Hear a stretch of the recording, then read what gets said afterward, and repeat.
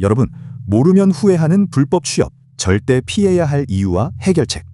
오늘 이진호 행정사 프로TV에서 속 시원히 알려드리겠습니다. 네, 행정사님, 외국인 근로자분들 사이에 체류 자격 외 활동 허가에 대해 궁금한 점이 정말 많을 것 같아요. 어떤 내용부터 다뤄볼까요?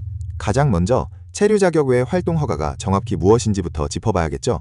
쉽게 말해 본인의 비자, 즉 체류 자격에 맞는 활동 외에 다른 경제 활동을 하고 싶을 때 반드시 받아야 하는 허가입니다.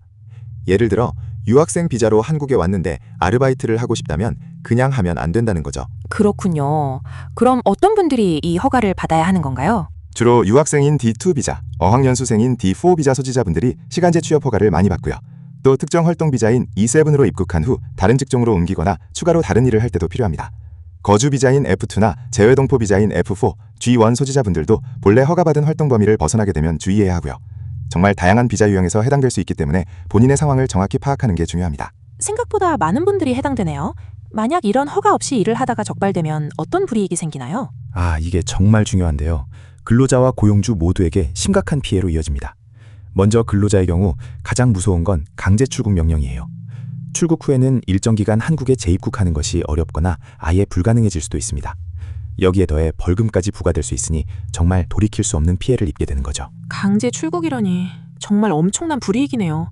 그럼 고용주분들은 어떤 피해를 보게 되나요? 고용주분들도 절대 가볍게 생각하시면 안 됩니다. 불법 취업 외국인을 고용하면 벌금은 물론이고 심한 경우 형사처벌까지 받을 수 있습니다.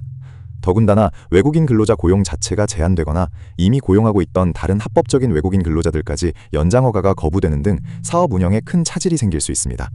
과하다 싶은 벌금과 추후 외국인을 고용할 수 없다는 사항까지 절대 안 되는 일이죠. 이야기를 들으니 정말 고용주와 근로자 모두에게 큰 위험이 되겠네요. 그럼 이런 불상사를 막기 위해 어떻게 해야 할까요? 가장 확실한 방법은 반드시 사전에 체류 자격 외 활동 허가를 받는 겁니다. 절차가 복잡하다고 느껴질 수도 있지만 불법 취업으로 인한 피해에 비하면 아무것도 아니에요. 필요한 서류를 잘 준비해서 출입국 관리사무소에 신청하면 됩니다. 신청 과정이나 필요한 서류가 구체적으로 궁금한데요. 네, 대표적으로 시간제 취업 허가를 예로 들면 신청서, 여권, 외국인 등록증, 학업 관련 서류, 그리고 고용주의 사업자 등록증과 근로계약서 등이 필요합니다. 물론 비자 종료나 상황에 따라 추가 서류가 있을 수 있으니 미리 확인하는 것이 중요하죠. 특히 허가받은 직장 외에 다른 곳에서 추가로 일을 하거나 직장을 변경할 때도 반드시 근무처 변경 추가 허가를 받아야 합니다. 이걸 간과하는 분들이 많아요. 그렇군요. 혹시 이미 불법 취업 상태에 놓여 있다면 어떻게 해야 할까요? 자진 신고 같은 방법은 없을까요? 그 질문 아주 좋습니다. 사실 가장 좋은 건 사전에 허가를 받는 거지만 이미 문제가 생겼을 경우에는 전문가와 상담하는 것이 중요해요. 자진 신고 제도도 있지만 모든 경우에 다 유리하게 적용되는 것은 아닙니다. 자신의 상황을 정확히 파악하고 전문가의 도움을 받아 최적의 해결책을 찾는 것이 필수적입니다. 절대로 혼자서 판단하거나 주위의 부정확한 정보에 의존해서는 안 됩니다. 행정사님 말씀을 들으니 불법 취업은 절대 선택해서는 안 될 길이네요. 맞습니다.